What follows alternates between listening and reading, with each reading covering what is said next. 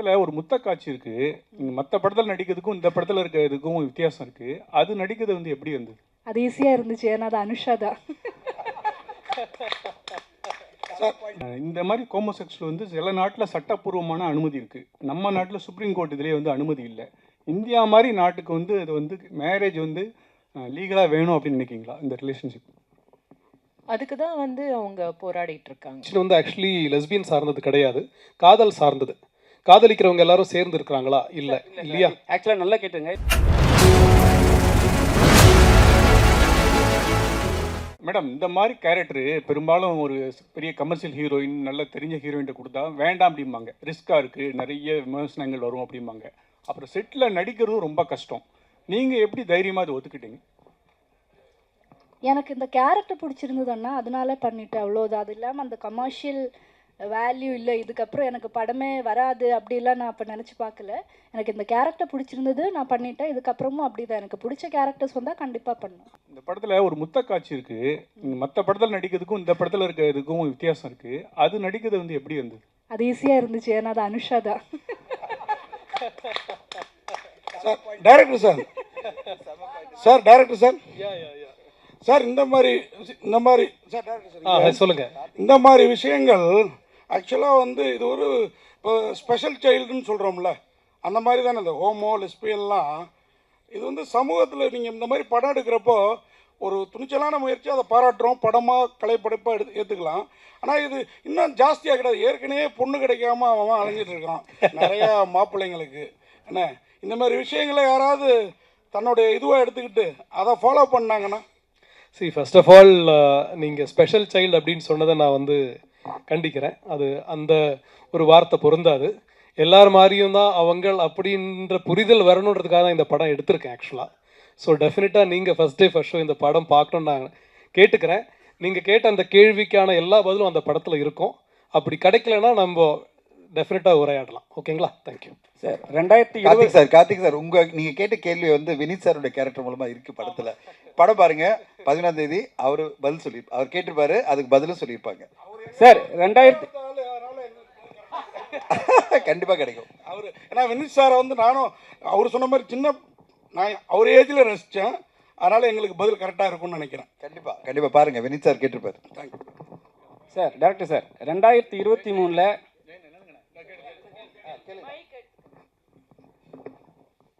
Sir, இதில் 2 பெண்ணுங்க காதலிக்கிறாங்க. அவங்க வந்து தனியாக வாழணும்னு சொல்லிட்டு நினைக்கிறாங்க. அதுக்கு அப்பா அம்மா ஒத்துழைக்க மாட்டேங்கிறாங்க. பட் வழக்கமாக ஏற்கனவே நீங்கள் கோட் பண்ண மாதிரி தான் சமுதாயத்தில் வந்து ஒரு ஆண் பெண், ஆணுக்கு ஒரு பெண் அப்படின்னு சொல்லிட்டு தான் இருக்குது. பட் இந்த மாதிரி ஏற்கனவே கார்த்திக் ஒன்று மாதிரி பெண் கிடைக்க மாட்டேது அப்படின்னு சொல்லிட்டுலாம் சொல்கிறாங்க. நீங்கள் வந்து இதை வந்து வற்புறுத்தி சொல்லும்போது நாடு முழுக்க இந்த மாதிரி ஆச்சுனாக்கா அப்புறம் குழந்தை பிறப்பு எப்படி நடக்கும்? அப்புறம் அதுக்கு பிறகு வந்து பெண்கள் அவங்க மட்டுமே குடும்பம் நடத்தலாமா? இந்த மாதிரி கேள்வியெல்லாம் இருக்குது. இதுக்கெல்லாம் நீங்கள் என்ன விட சொல்ல போகிறீங்க படத்தில்? எனக்கு ஆக்சுவலி ரொம்ப சந்தோஷமாக இருக்குங்க. ரொம்ப சந்தோஷமாக இருக்குது. முதல் அந்த சார் கேட்ட கேள்வியாக இருந்தாலும், கார்த்திக் சார் கேட்ட கேள்வியாக இருந்தாலும் சரி, சாரி உங்கள் பேர் ஜெயச்சந்திரன் சார், நீங்கள் கேட்ட கேள்விகளாக இருந்தாலும் எனக்கு ரொம்ப சந்தோஷமாக இருக்குது. ஏன்னா நான் அந்த எல்லா கேள்விக்குமே இதில் ஒரு கதாபாத்திரங்கள் அது ஆன்சர் பண்ணுது. உங்களோட அந்த ஆதங்களும் அந்த கேள்விகளும் இந்த படத்தில் இருக்கிற ஒவ்வொரு கேரக்டருக்கு இருக்குது. அது அவங்க என்ன பதில் சொல்கிறாங்கன்றது நீங்கள் படம் பார்த்தா உங்களுக்கு புரியும். நான் இப்போ அதை சொல்லிட்டா நான் படத்தில் இருக்க டைலாக் சொல்கிற மாதிரி இருக்கும். அதனால் நான் அவாய்ட் பண்ணுறேன்.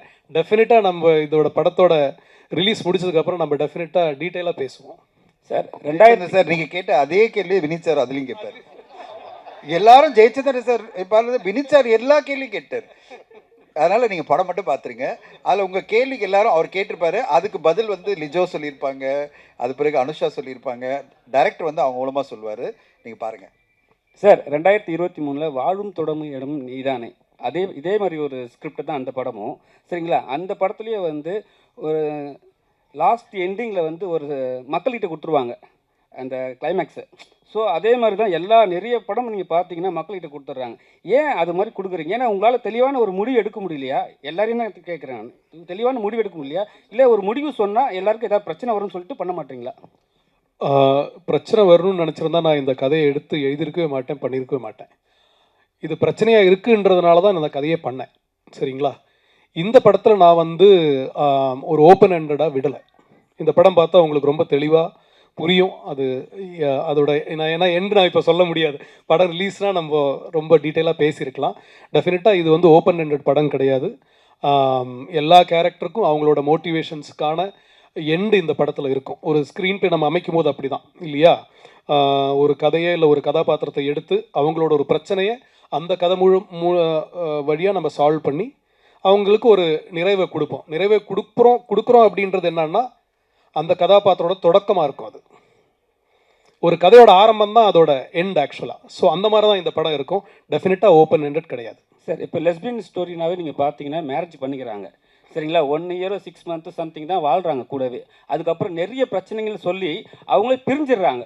ஸோ இவங்களுக்குலாம் வந்து ஒரு சொல்யூஷன் இருக்கும் அந்த படத்தில். ஏன்னா நிறைய பேர் வந்து நிறைய படம் எடுத்துட்டாங்க இதே மாதிரி, ஆனால் கடைசி வரைக்கும் சொல்யூஷன் கொடுக்கவே மாட்டாங்க. இப்போ இருக்கிற லெஸ்பியனுக்கு இந்த படம் வந்து சொல்யூஷன் கொடுக்குமா? நீங்கள் கேட்குற கொஸ்டின் வந்து ஆக்சுவலி லெஸ்பியன் சார்ந்தது கிடையாது, காதல் சார்ந்தது. காதலிக்கிறவங்க எல்லாரும் சேர்ந்து இருக்கிறாங்களா? இல்லை இல்லையா? ஆக்சுவலாக நல்லா கேட்டுங்க. இதுக்கு காதலுக்கும் லெஸ்பியனுக்கும் நிறைய வித்தியாசம். ஆனால் உங்களோட பார்வையில் அது மாதிரி, எங்களோட பார்வையில் இது மாதிரி சரிங்களா. லெஸ்பியன் என்னென்னா அவங்களுக்குள்ள வந்து லவ், நீங்கள் சொல்கிறீங்க லவ்ன்றீங்க, ஆனால் வந்து வெளியே வந்து பேசும்போது சம்திங் பண்ணும்போது டோட்டலாகவே அவங்க சண்டை போட்டுக்கிறாங்க. லவ் பண்ணும்போது ஈஸியாக இருக்குது, அப்புறம் வந்து மேரேஜ் பண்ண பிறகு கொஞ்சம் கஷ்டப்படுறாங்க. அது க்ளீனாக வெளியே நம்ம காட்டுறாங்க. ஸோ அதை பற்றி இருக்கா? இது வந்து மேரேஜ் பற்றியெல்லாம் இல்லைங்க. இது வந்து இந்த பர்டிகுலர் ரிலேஷன்ஷிப் பற்றியான புரிதல் தான் இந்த படம். காதல் என்பது பொது உடமே சொல்லியிருக்கோம்ல, யார் வேணால் காதலிக்கலாம், அப்படி தான் இந்த படம். நீங்கள் கேட்குற இந்த கேள்வி வந்து எல்லா ரிலேஷன்ஷிப்லேயும் இருக்குது. ஆண் பெண் காதல்லையும் இதே பிரச்சனை இருக்குது. கல்யாணம் பண்ணுறாங்க, லவ் பண்ணுறாங்க, வருஷக்கணக்கு லவ் பண்ணுறாங்க, கல்யாணம் பண்ண அடுத்த நாள் டிவோர்ஸ் ஆகுது, 6 மாதத்தில் டிவோர்ஸ் ஆகுது, 25 வருஷம் ஒன்றா இருந்தவங்க டிவோர்ஸ் ஆகிறாங்க. ஸோ இந்த லவ் அண்ட் ஹேட் ரிலேஷன்ஷிப் மனிதருக்குள்ளே இருந்துக்கிட்டே தான் இருக்குது. அப்போ தான் வாழ்க்கை முன்னாடி போகும். ஒன்று ஸ்டாண்டர்டாக நிற்காது இல்லையா? ஸோ இந்த படத்தில் வந்து நம்ம அதை பற்றி பேசலை. இதுவும் சரிதான், உங்களை மாதிரி நாங்களும் காதலிப்போம், நாங்களும் சண்டை போடுவோம், பிரிவோம், ஒன்றா இருப்போம் அப்படின்னு சொல்லக்கூடிய ஒரு படம் தான் இது. ரோஹிணி மேடம், எந்த காதல்னாலும் ஒரு கட்டத்தில் வந்து கல்யாணத்தில் போய் நிற்கணும். இந்த மாதிரி ஹோமோசெக்சுவல் வந்து சில நாட்டில் சட்டப்பூர்வமான அனுமதி இருக்குது. நம்ம நாட்டில் சுப்ரீம் கோர்ட் இதிலே வந்து அனுமதி இல்லை. இந்தியா மாதிரி நாட்டுக்கு வந்து இது வந்து மேரேஜ் வந்து லீகலாக வேணும் அப்படின்னு நினைக்கிங்களா இந்த ரிலேஷன்ஷிப்? அதுக்கு தான் வந்து அவங்க போராடிட்டு இருக்காங்க இல்லையா? என்ன வேணும் என்ன வேணாம் அப்படின்றது சொல்கிறதுக்கான நான் அதுக்கு உண்டான அத்தாரிட்டி கிடையாது. ஆனால் ஒருத்தருக்கும் இருக்கிற உணர்வுகளை மதிக்கணும் அப்படின்றத நான் சொல்கிறேன். அப்புறமா வந்து இதை பார்த்துட்டு இப்படி மாறுவாங்க அப்படின்றது வந்து தவறான ஒரு கருத்துங்க. ஏற்கனவே அந்த மாதிரியான உணர்வுகளோடு இருக்கிறவங்க அதை வெளியே சொல்ல முடியாமல் தவிக்கிறவங்க தான் வந்து இப்போ சொல்லலாம் போல இருக்கு. அது வந்து கம்மிங் அவுட் அப்படின்னு சொல்லுவாங்க இங்கிலீஷில். கம்மிங் அவுட் அப்படின்ற இடத்துக்கு போகலாம் போல இருக்கு அப்படின்ற ஒரு தைரியம் வேணும்னா நம்ம சமூகம் கொடுக்குற இடத்துக்கு போகும் அப்படின்னு நினைக்கிறேன். நன்றி சார். மேடம் சார், இப்போ வந்து நீங்களே வந்து இந்த வீக் வந்து 2 படம் 2K கிட்ஸ், அது வந்து லவ் டவுன்சிங் 2K 90 சம்திங் போகுது படம். இப்போ வந்து இந்த படம் நீங்கள் லெஸ்பியன். ஆனால் என்னென்னா February 14 ரிலீஸ் பண்ண காரணம் என்ன? முதல்ல ஏன்னா லவ்வர்ஸ் தான் வந்து நிறைய அவஸ்தைப்படுறானுங்க பொண்ணு கிடைக்காம. அண்ணன் சொன்ன மாதிரி பொண்ணு கிடைக்காம அவ்வளோ பேர் அவஸ்தைப்படுறாங்கன்னு நல்லா சொல்கிறீங்க. ஒன்றே ஒன்று சொல்லிடுறேன். இந்த படம் வந்து நாங்கள் நவம்பரில் டிசைட் பண்ணும்போது அவர் ஒன்றே ஒரு தான் சொன்னார். அன்றைக்கி சொன்னார், சார் இது வந்து வேலண்டைன்ஸ் டே நாங்கள் கொண்டு வரணும்னு ஆசைப்பட்ட படம். இல்லை, காதல் என்பது பொது உடைமைன்னு சொல்லிட்ட பிறகு நான் வேலண்டைன்ஸ் டே 2024 கொண்டு வரணும்னு ட்ரை பண்ணேன் சார். அப்போ ப்ரொடியூசர்ஸ்க்கு சில சிக்கல்னால கொண்டு வர முடியல. அட்லீஸ்ட் 2025 நீங்கள் லவர்ஸ் டே கொண்டு வந்துடலாம் சார், ஏன்னா அதுதான் சரியான டேட் இந்த படத்துக்கு, இட்ஸ் ட்ரிபியூட் டு லவர்ஸ் அப்படின்னாரு. சரி சார், நம்ம வந்து February 14 வந்துடலாம்னு சொல்லிட்டு நாங்கள் February 14 அனௌன்ஸ் பண்ணிவிட்டு அப்பயே அனௌன்ஸ் பண்ணிவிட்டு எல்லாம் பண்ணிகிட்டே இருந்தோம். 2K லவ் ஸ்டோரி வந்து ஜனவரியில் எங்கிட்ட வந்து சுசீந்தர் சார் படத்தை காமிக்கும் போது அதுவும் வேலண்டைன்ஸ் டே படம் தான். ஏன்னா அது வேறு மாதிரியான லவ் சொல்லுது. அந்த படத்தை பார்த்தீங்கன்னா அது வேற ஒரு புரிதல். இந்த 2K ஜென்ரேஷன் லவ்வை எப்படி அணுகுறாங்க அப்படின்றத ரொம்ப மெச்சூர்டாக ரொம்ப பிரமாதமாக வந்து சுசீந்தர் சார் சொல்லியிருக்காரு. அந்த கதையை முடிச்சு நான் படம் பார்த்த உடனே நான் என்கிட்ட சொன்னார், சார் நீங்கள் ரிலீஸ் பண்ணுங்க சார், ஏற்கனவே ஒரு படம் நான் பண்ண போகிறேன் வேலண்டைன்ஸ் டேக்கு அப்படின்னு. இல்லை சார், எனிவே நாங்கள் வேலண்டைன்ஸ் டே கொண்டு வரணும்னு பிளான் பண்ணிட்டோம், நீங்கள் நடுவில் இருங்க, 2 படத்தையும் உங்களால் மேனேஜ் பண்ண முடியும்னாரு. உண்மையிலே சேலஞ்சாக தான் இருக்குது எனக்கு. ஏன்னா 2 பேரையும் மேனேஜ் பண்ணணும், 2 ப்ரொமோஷனும் பார்க்கணும், 2 ஈவெண்ட் அரேஞ்ச் பண்ணணும். ஆனால் 2 வேறு விதமான படங்கள், ஒரே மாதிரி படம் இல்லை, அது வேறு மாதிரியான ஒரு கான்செப்ட் படம். இது எனக்கு மனசளவில் ஆத்மார்த்தமான ஒரு படம். மனசளவில் ஆத்மார்த்தமான படம்னா சில படங்கள் நம்ம நெஞ்சில் வந்து ஆழமாக பதியும். அந்த மாதிரி ஒரு படம் அது. அது இந்த கால யங்ஸ்டர்ஸ் எப்படி வந்து காதல் அணுகிறாங்கன்றதை பார்க்கும்போது ஒரு நம்பிக்கை கொடுக்குற அந்த படம் அது 2K லவ் ஸ்டோரி. இந்த படம் மனசளவில் நம்மளை வந்து ரொம்ப பாதிக்குது. மனசளவில் வந்து இந்த ஒரு கம்யூனிட்டின்னு அப்படின்னு நம்ம ஒதுக்கிடாம அவங்க பார்ட் ஆஃப் அவர் ஃபேமிலி, நம்ம ஃபேமிலி தான் அவங்க. அவங்களுக்கு ஒரு உணர்வு இருக்குல்ல. படம் ஃபுல்லாக உணர்வுகளை பற்றி தான் அந்த படம் பேசும். உணர்வுகளை புரிஞ்சுக்கிட்டிங்கன்னா உங்களுக்கு வந்து எல்லாமே எம்பத்தி பண்ணுவீங்க. நீங்கள் வந்து இவங்களை ஒதுக்கி வைக்கிற ஒரு கம்யூனிட்டி கிடையாது, இல்லை அந்த செக்மெண்ட் கிடையாது. எல்லாருமே நம்மளை சார்ந்தவங்க தான், அவங்களும் நம்மளோட இருக்கிறவங்க தான். அந்த உணர்வுகளோட நம்ம ஒத்துக்கணும் அவங்கள அப்படின்றதுக்காக இந்த படம் ரொம்ப அருமையாக வந்திருந்தது. பார்த்த உடனே நானும் என் மனைவி தான் பார்த்தோம். இது வந்து நான் அது ஒரு மேல் பெர்ஸ்பெக்டிவ் அப்படின்லாம் இல்லை, என் மனைவி இங்கே வந்திருக்காங்க. நாங்கள்லாம் பார்த்த உடனே இந்த படம் வந்து நல்லா இருக்குது, இந்த படம் நம்ம கண்டிப்பாக மக்கள் மத்தியில் கொண்டு செல்லணும் அப்படின்னு ஆசைப்பட்டு கொண்டு வந்திருக்கோம். ஊடக நண்பர்கள் துணையோட, மக்களோட துணையோட இந்த படம் வந்து பரவலான மக்களை ரீச் பண்ண நம்புகிறேன். ஒரே விஷயம் சொல்ல, இன்னைக்கு காலைல நான் டிஸ்ட்ரிபியூட்டர்கிட்ட நான் பேசியிருந்தேன், எங்கள் டீம் ஃபுல்லாக, தமிழ்நாடு ஃபுல்லாக.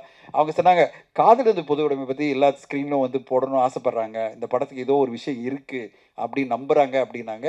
நான் சொன்னேன் மல்டிப்ளெக்ஸ்ல எல்லாம் இந்த படம் கண்டிப்பாக வரணும். மக்கள் மத்தியில் இந்த படத்துக்கு ஒரு எதிர்பார்ப்பு இருக்குது, அந்த ஒரு நல்ல ஒரு நம்பிக்கை இருக்குது. அந்த நம்பிக்கைக்கு ஏற்ற மாதிரி நீங்கள் படம் பார்க்கும்போது நீங்கள் கண்டிப்பாக சொல்லுவீங்க நம்புகிறேன். ஏன்னா இந்த படத்தை பார்த்து சில ஊடக நண்பர்கள் இப்போ சில பேர் தான் பார்க்க முடிஞ்சது. ஏன்னா நாங்கள் வந்து ஒரு இன்ஃப்ளூயன்சர்ஸ் இல்லை, ஃப்ரெண்ட்ஸை கூப்பிட்டு படம் காமிக்கும் போது அவங்க எல்லாருமே சொன்னாங்க, சார் அருமையான படம் கொடுத்துருக்கீங்க அப்படின்னாங்க. அது நீங்களும் சொல்வீங்க நாளன்னைக்கு அப்படின்னு நான் நம்புகிறேன். நீங்களும் சொன்ன பிறகு அது கண்டிப்பாக மக்கள் மத்தியில் போய் சேரும், மக்களும் அதே மாதிரி சொல்லுவாங்க. அதுக்கு பிறகு இந்த படம் அதுக்கான ஆடியன்ஸை போய் ரீச் பண்ணிடும் நம்பிக்கையோடு தான் காத்திருக்கிறோம். மேடம், ரோகிணி மேடம், நீங்கள் பேசுகிறப்ப சொன்னீங்க இந்த மாதிரி மாறிடுவாங்க அப்படிங்கிறதெல்லாம் நான் ஏற்றுக்க மாட்டேன் அப்படின்ட்டு. அது அவங்களுக்குள்ளாரே உள்ளதுன்னு. அப்படின்னா அது ஒரு திருநங்கை மாதிரி, ஒரு ஸ்பெஷல் சைல்டு மாதிரி அவங்களுக்குள்ள பர்டிகுலர் கேரக்டர் தானே, டேரக்டர் இல்லைன்னாரு. இருங்க உங்கள்கிட்ட இன்னொரு கேள்வியும் கேட்டுடுறேன். இப்போ நான் ஹாஸ்டலில் இருந்திருக்கிறேன், ஒரு 3 வருஷம் ஊட்டியில் படிச்சிருக்கிறேன். அப்போது நமக்கும் நம்ம ஃப்ரெண்ட்ஸுங்க சில தடம் மாதிரி போயிருக்குது. ஆனால் திருப்பி எல்லாருமே இப்போ ஃபேமிலி மேனாக கல்யாணம் பண்ணிட்டு குழந்தை குட்டி பெற்றுட்டு வாழ்ந்துட்டு தான் இருக்கிறாங்க. ஓகேங்களா? இந்த மாதிரி படங்கள் அந்த மாதிரி மாற்றுறதுக்கு வாய்ப்பு இல்லையா? நீங்கள் சொன்னதுனால சொல்கிறேன். இவருக்கும் அதே கேள்வி தான் கேட்குறேன். ஏன்னா என்கிட்ட ஒரு ஸ்பெஷல் சைல்டு பையன் இருக்கிறான். ஹரிதாஸ் பார்த்த பிறகு இவனை எப்படா வளர்க்க போகிறோங்கிற பயம் இருந்தது. இப்போ வளர்த்துக்கிட்டு இருக்கான் நல்லாவே. ஸோ அந்த மாதிரி இந்த மாதிரி பசங்களை வச்சுருக்க பேரண்ட்ஸுக்கு இந்த படம் ஒரு ஆறுதலாக, இந்த மாதிரி இருந்தாலும் ஏற்றுக்கோங்க அப்படிங்கிற முடிவை தருமா, அதையும் கேட்குறேன். ஸோ பேசிக்கலி இது வந்து ஃபேமிலிஸ்க்கான ஒரு படம் தான். நீங்கள் சொல்கிற மாதிரி ஸ்பெஷல் சைல்டுன்னு அந்த கேட்டகரிக்கும் இதுக்கும் சம்பந்தம் இல்லை, பொருத்தமான வார்த்தை இல்லை அது அப்படின்னு அது புரிய வைக்கிறதுக்கு தான் பேசுகிறது. இன்னொரு விஷயம் என்னென்னா வந்து எக்ஸ்பெரிமெண்டிங் அப்படின்ற இடத்துக்கு இல்லை. ஆக்சுவலி உணர்வு ரீதியாகவே அவங்களுக்கு வந்து ஒரு சில பேருக்கு இருக்கிற தெரிவுகள், அதாவது தேர்வு அப்படின்னு வரும்போது அதை நம்ம என்ன மாதிரி பார்க்குறோம் நம்ம அப்படின்றது வந்து நமக்கு அது பழக்கப்படாததுனால, நமக்கு தெரியாததுனால எப்படி பார்க்குறோம். நம்ம வந்து சொசைட்டி வந்து இப்படி ஒதுக்கி வச்சுட்டு, இல்லைன்னா அவங்கள வந்து அவமானப்படுத்துகிற மாதிரி, அவங்கள வந்து ரொம்ப தரக்குறைவாக பேசுகிற மாதிரி பண்ணுறதுனால நிறைய பேர் பயந்துக்கிட்டு இதை பற்றி பேசாமல் இருக்கிறவங்க தான் இப்போ பேசலான்னு வெளியே பேசுவாங்கன்னு சொல்கிறது. யாருமே வந்து இப்போ ஒரு கருப்பாக இருக்கிறவங்க கருப்பாக தான் இருக்காங்க இல்லையா, அந்த மாதிரி தான் இது. நீங்கள் எப்படி பிறந்திருக்கீங்களோ அதை நீங்கள் ஏற்றுக்கணும் அப்படின்றத பற்றி தான் பேசுகிறது தவிர, எப்படியோ பிறந்திருக்கோம் ஆனால் இதை பார்த்துட்டு மாறிடுவாங்க அப்படின்றது சரியான புரிதல் கிடையாது அப்படின்னு சொல்கிறதுக்கு தான் நான் சொன்னேன். டைரக்டர் சார், அதுதான் டைரக்டர் சார், இந்த பாட்டு வரி வந்து காதல் என்பது பொதுவோட வந்து பாலதேவன ரோஜாக்கள் ராஜா சார் உள்ளது எங்கேயாவது உள்ள வருதா? பெர்மிஷன் வாங்கி பயன்படுத்திருக்கீங்களா? ரீமிக்ஸ் மாதிரி ஏதாவது வருதா? ப்ரமோவில் மட்டும்தான் இருக்குது, படத்தில் அந்த பாட்டு யூஸ் பண்ணல. ப்ரமோக்கு பர்மிஷன் கொடுத்தாங்க.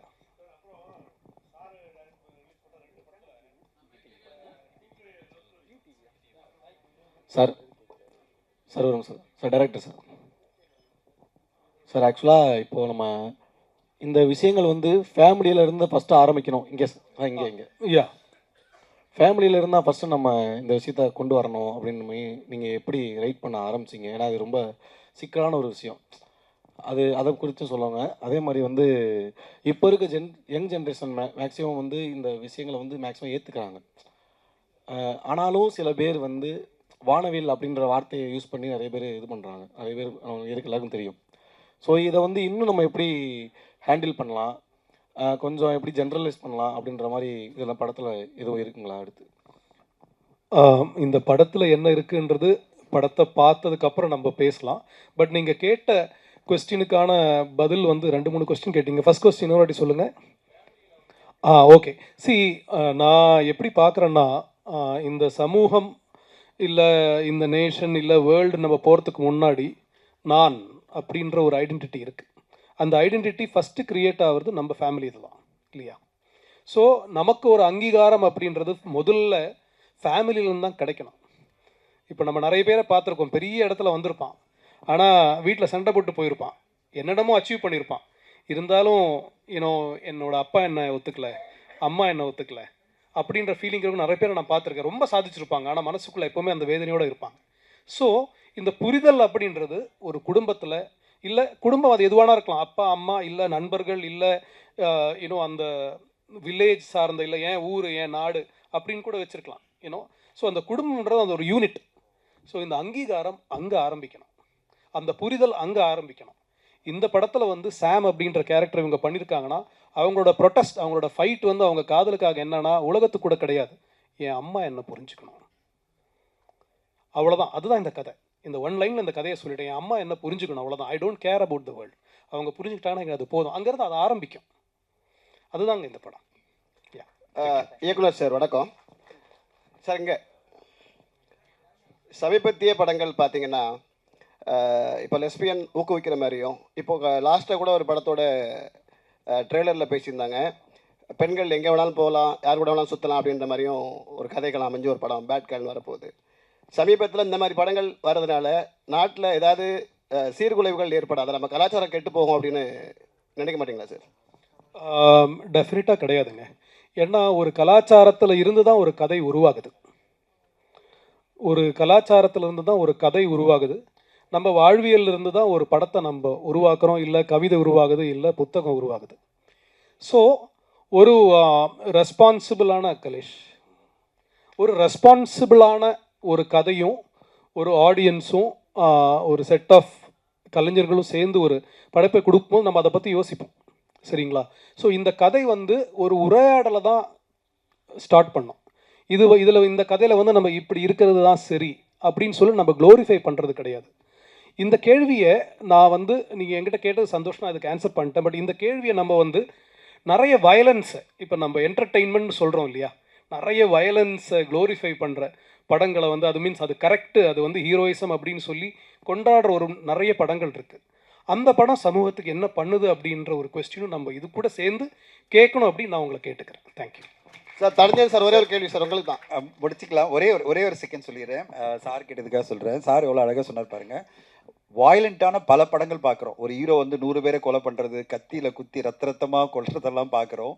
அது சமுதாயத்தை பாதிக்காத போது இது உணர்வுபூர்வமாக ஒரு பெண் இன்னொரு பெண்ணை நேசிக்கிறா, என் சின்ன வயசுலேருந்தே இதுதான் என்னுடைய அன்பு அப்படின்னு சொல்கிறது வந்து அந்த பெண்ணுடைய உணர்வு. அது எல்லா பெண்களுக்கும் இது வரணும்னு அவசியம் இல்லை, எல்லா பெண்களும் அப்படிலாம் கிடையாது. அப்படிப்பட்ட ஒரு பெண்ணுக்கு நம்ம ஆதரவு கொடுக்கணும் உணர்வுபூர்வமாக அப்படின்றதான் இந்த கதை சொல்ல வருது. தவிர உலகத்துக்கு எல்லா பெண்களும் இப்படி இருக்கணும்னு நம்ம சொல்லலை, இதை என்கரேஜும் பண்ணலை. இன்ஃபேக்ட் வினித் சார் கேரக்டர் மூலமாக, ரோஹிணி மேம் கேரக்டர் மூலமாக பல கேள்விகள், உங்களுக்கு இருக்க எல்லா கேள்விகளுக்கும் அந்த கேரக்டர்ஸ் பதில் சொல்லும். எது லிஜோமல் கேரக்டர், அதாவது அந்த சாம் என்ற கேரக்டரும் அனுஷா வந்து கேரக்டர் நந்தினி கேரக்டர்லையும் அவங்க பதில் சொல்லுவாங்க. கடைசியில் உணர்வுபூர்வமாக புரிய வைப்பாங்க ஆடியன்ஸ்க்கு, இது எங்களுடைய உணர்வுகள், இந்த உணர்வுகளை நீங்கள் ஏற்றுக்கணும் அப்படின்ற மாதிரி அவங்க சொல்கிறாங்க. இந்த இது வந்து ஒரே ஒன்று சொல்லிடுறேன் ஊடக நண்பர்களுக்கு. நாங்கள் வந்து சென்சர் போகும்போது நீங்கள் கிட்ட மாதிரி தான் முதல்ல சென்சர் நாங்கள் போகிறோம், அதுலேருந்து ஒரு அப்ஜெக்ஷன் வந்துகிட்டே இருந்தது. அதில் ஒருத்தர் வந்து ரொம்ப அப்ஜெக்ட் பண்ணிட்டே இருந்தாங்க, இது சர்டிஃபிகேட் கொடுக்கணும் படம், ஏன்னா இது வந்து ஒரு குறிப்பிட்ட சமுதாயத்தை மட்டும்தான் இது வந்து ஏற்றுக்க முடியும் அப்படின்னு சொல்லும்போது நானும் டைரக்டர் உட்காந்துருக்கோம். நாங்கள் பிடிவாதமாக சொன்னோம், இது எல்லா தரப்புக்குமான ஒரு படம், எல்லா குடும்பங்களும் பார்க்கணும், அதனால் நாங்கள் ரிவைசிங் கமிட்டி போகிறோம் அப்படின்னு சொன்னோம். ரீஜனல் ஆஃபீஸர் சொன்னார், சரி ரிவைசிங் கமிட்டி போங்க அப்படின்னாங்க. இன்ஃபேக்ட் எங்களுக்கு என்ன சொன்னாங்க, அடல்ட்ஸ் சர்டிஃபிகேட் கொடுத்து பல கட்ஸ் கொடுக்குறேன் அப்படின்னாங்க. நாங்கள் என்ன சொன்னோம், இல்லை இதில் எங்களுக்கு இதை ஏற்றுக்கொள்ள முடியாதுன்னா ரிவைசிங் கமிட்டி போகலாம். நாங்கள் ரிவைசிங் கமிட்டியில் 10 பேர் பார்த்தாங்க, 6 பேர் பெண்கள். ஒரு ஒப்பனாசில் 6 பேர் பெண்கள், 4 பேர் ஆண்கள். படம் பார்த்து முடித்த உடனே 6 பேருமே குடும்பஸ்தர்கள். ஒரு ஒப்பனாக சொல்லிடுறேன், குடும்பஸ்தர்கள்னா குடும்பம், அவங்களுக்கு குழந்தைகள் இருக்குது. எல்லாருமே நான் பார்த்த உடனே உள்ளே போகும்போது தான், ஓ இவங்கெல்லாம் வந்திருக்காங்களா, அதாவது முக்கியமான ஆளுமைகள்லாம் வந்திருக்காங்க. ஏன்னா ரீஜனல் ஆஃபீஸர் முக்கியமான ஆளுமைகளை கூப்பிட்டுருக்காங்க. ஏன்னா இது ஒரு சென்சிட்டிவான படம், நீங்கள் வந்து பாருங்கள் அப்படின்னு ரிவைசிங் கமிட்டியில். அந்த ரிவைசிங் கமிட்டி உள்ளே கூப்பிட்ட உடனே நம்ப மாட்டீங்க, நான் எக்ஸாசரேட்டே பண்ணல. உள்ளே போன உடனே UA 16+ நோ கட்ஸ், படத்தை ரிலீஸ் பண்ணுங்கள், சூப்பராக பண்ணியிருக்கீங்கன்னாங்க. இதை விட எங்களுக்கு என்ன ஒரு அங்கீகாரம் வேணும்? அவங்க ஒன்றே ஒன்று சொன்னாங்க. நான் நினச்சேன் UA, நாங்கள் கேட்டது UA, அதில் ஏதோ கட்ஸ் கொடுக்க போகிறாங்கன்னா ஒரு கட்ஸும் கிடையாது. நாங்கள் அவ்வளோ ரசித்தோம் இந்த படத்தை. இவ்வளோ மெச்சூரிட்டியான ஒரு படத்தை கொடுத்துருக்கீங்க. எல்லா ஃபேமிலியும் பார்க்க வேண்டிய படம். இது எதுக்கு A சர்டிஃபிகேட்டு? UA தான், நீங்கள் படத்தை கொண்டு போங்க, ரிலீஸ் பண்ணுங்கள் அப்படின்னு உடனே எழுந்துங்க போங்க அப்படின்னாங்களா. நாங்களாம் அப்படியே பிரமிப்பாக உட்காந்து பார்த்துட்டு இருந்தோம். 4 பேரும் அப்படியே எழுந்து வந்தோம். கண்டிப்பாக அந்த உணர்வுபூர்வமாக இந்த படத்தில் நீங்கள் மட்டும் கொஞ்சம் ஒன்றிட்டீங்கன்னா அந்த ப்ரெஷ் ஷோவில் அப்படி முடியும் போது நீங்களும் இதே வார்த்தை அந்த சென்சர் ஆஃபீஸரில் இருந்த எல்லா போர்டும் சொன்ன மாதிரி எங்களுக்கு அந்த அங்கீகாரம் கொடுப்பீங்கன்னு நம்பிக்கையோட காத்திருக்கிறோம். வெகு விரைவில் உங்களுக்கு படத்தை காமிக்கிறோம். சார் உங்களுக்கு கடைசியாக ஒரு கேள்வி சார், உங்களுக்கு மட்டும்தான் சார். லாஸ்ட்டாக 2K கிட்ஸ் நம்ம ஆடியோ அந்த படம் வேண்டாம், இந்த படத்தை பற்றி பேசுவோம். பேசல சார், அதை பற்றி பேசல. நீங்கள் ஒரு கொஸ்டின் வச்சிங்க சார், படம் வெளியாகிற படங்களில் 93% ஃப்ளாப் ஆகுது, 3% தான் ஹிட் ஆகுது அப்படின்னு சொல்லி 7% தான் ஹிட் ஆகுதுன்னு சொல்லியிருந்தீங்க. இது எங்களுடைய கேள்வி என்னன்னு கேட்டிங்க அப்படின்னா, எல்லாருமே ஒவ்வொரு மேடையிலையும் சொல்கிறாங்க படம் தொடர்ந்து ஃப்ளாப் ஆகுது, ஓட மாட்டேங்குது, லாஸ் ஆகுது, எல்லாரும் சொல்கிறாங்க. எல்லாருக்கும் இந்த ஆதங்கம் எங்களுக்கும் இருக்குது. நான் என்ன கேட்குறேன்னு கேட்டிங்கன்னா, ஒரு படம் நம்ம மேக்கிங் பண்ணுறதுக்கு ஒரு 50 கோடி செலவாகுது அப்படின்னா 250 கோடி ஒரு ஹீரோயின் சம்பளத்தை திணிக்கும் போது அது லாஸ் ஆகுது. நம்ம யாருமே அதை யோசிக்கிறது இல்லை. என்ன பட தயாரிப்பாளரும் சரி, இயக்குனரும் சரி, யாரும் யோசிக்கிறல. ஒருத்தவங்களோட கால் ஷீட் வேணும் அப்படின்றதுக்காக 150 கோடிக்கு நடிச்சிட்டு இருந்தவங்கள 250 கோடி கொடுத்து புக் பண்ணுறாங்கல்ல. இப்போ லாஸ் எதனால சார் வருது?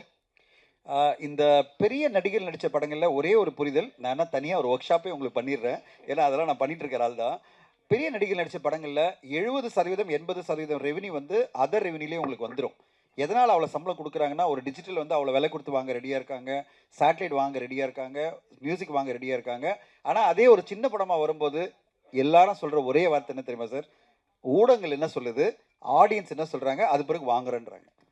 வினித் சார், எந்த அளவு அதாவது நாங்கள் எப்படி ஒரு சின்ன படம் எடுத்த எல்லா தயாரிப்பாளரும் நம்பி இருக்கிறது எது தெரியுமா? உங்களையும் ஆடியன்ஸை தான் நம்பி இருக்கும். அவங்க நல்லா இருக்கு சொன்னால் தான் சேட்டலைட் வந்து வாங்குவாங்க, டிஜிட்டல் வாங்குவாங்க. பெரிய நடிகர் நடித்த படம்னா எல்லாத்தையும் வந்து முதலே வாங்கிடுவாங்க. அதனால் அவங்களுக்கு எந்த பயமும் இல்லை. அதனால் அந்த படத்தோட கம்பேர் பண்ணாதீங்க. நாங்கள்லாம் வந்து எதிர்பார்த்துட்டு இருக்கிறதே உங்களை மாதிரி இந்த மாதிரி படங்களுக்கு உங்களுடைய ஆதரவு தான். வினித் சார், லாஸ்ட் கொஸ்டின் என்னென்னா, ரொம்ப நாளுக்கு அப்புறம் இது மாதிரி ஒரு படம் பண்ணுறீங்க தமிழ் சினிமாவில். ஏன்னா நீங்கள் வந்து 80s 90s வந்து உங்களை வந்து கொண்டாடினாங்க. ரொம்ப நாள் படம் பண்ணாத காரணம் என்ன? ஏன் வந்து ஃபஸ்ட்டு இப்போ ரொம்ப நாளுக்கு அப்புறம் இந்த படம் பண்ண காரணம்? ஆனால் வந்து சோஷியல் மீடியாவில் கடைசி வரைக்கும் அவங்க ட்ரெண்ட் பண்ணே இருக்காங்க. சந்திரமுகியாக இருந்தாலும் சரி, சக்கரையாக இருந்தாலும் சரி, எல்லாமே ட்ரெண்ட் பண்ணுங்க. அது எப்படி பார்க்குறீங்க? இல்லைங்க, ஆஸ் அன் ஆக்டர் எனக்கு வந்து டெலிபரேட்டாக ஒரு கான்ஷியஸாக எடுத்த பிரேக் அப்படிலாம் கிடையாது. வாய்ப்புகள் கம்மி தான் டெஃபினெட்லி. அண்ட் அது 2 ரீசன்ஸ். ஒன்று நம்மளோட சக்ஸஸ் ரேஷியோ, அது பொறுத்த வரைக்கும் தான் நமக்கு வாய்ப்புகள் வரும்.